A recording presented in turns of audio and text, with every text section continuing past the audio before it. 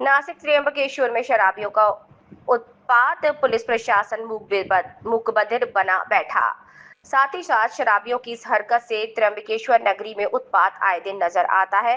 2 दिन पहले ही महाराष्ट्र शासन की सेवाएं देने वाले एसटी बस में सवार पैसेंजर के साथ भी शराबियों ने ऐसी ही हरकत की और पुलिस प्रशासन द्वारा कोई कार्यवाही नहीं की गई।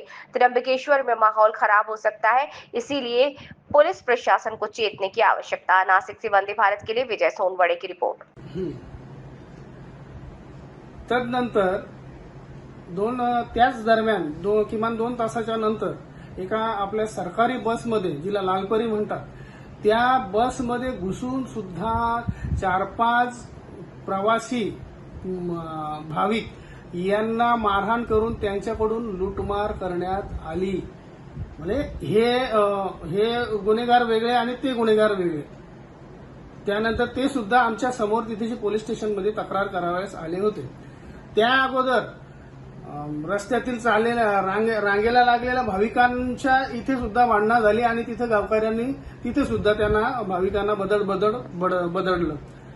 मग आता या ठिकाणी प्रश्न हाच निर्माण होतो की त्र्यंबकेश्वर आणि नाशिक हे देवस्थान म्हणजे आंतरराष्ट्रीय प्रसिद्धीला असलेले देवस्थान आहेत आणि सर्व हिंदू धर्मीयांचे श्रद्धास्थान आहेत।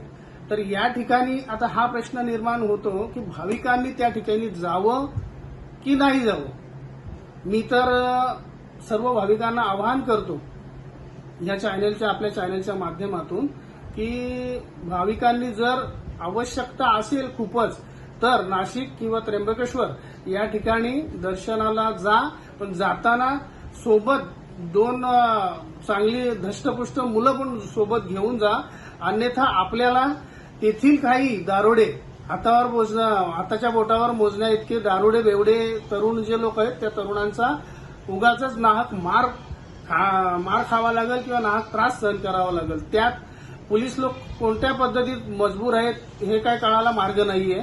त्यामुळे पोलीस लोकांचंही एवढं अपेक्षित तेवढं सहकार्य मिळत नाही। यावर मी तर म्हणेन प्रशासनाने काहीतरी ठोस कारवाई करावी, अन्यथा नाशिक आणि त्र्यंबकेश्वर हे नुसतं नाम मात्र आपला देवस्थान असं झाल्याशिवाय राहणार नाही। पुढे येणाऱ्या 1-1.5 वर्षामध्ये महाकुंभ मेळावा जो नाशिकमध्ये भरणार आहे आणि त्या नाशिक मेळावा हा तर जगप्रसिद्ध आहे। त्यामधून भारतातूनच नव्हे ना महाराष्ट्रातूनच नव्हे तर जगातून त्या ठिकाणी लोक श्रद्धेने येतात। आता खंत हीच आहे की भाविक येतील आणि त्या भाविकांना त्या ठिकाणी जर मारझोड आणि अशा प्रकारची जर आया बहिणींवरती जर हात उचलणं तेथील तरुणांकडून किंवा दारोड्यांकडून किंवा नशेधुंद लोकांकडून असे प्रकार जर घडत असतील तर कशाला कोण या ठिकाणी जाईल।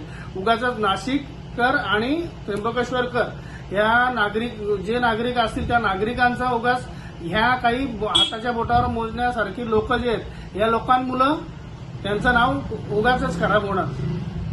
म्हणून मी आपल्या सर्वांना सतर्क करतोय की नाशिक किंवा त्र्यंबकेश्वर यात्रेला जाताना थोडं सावधगिरी बाळगा, सावधगिरीने जा। धन्यवाद।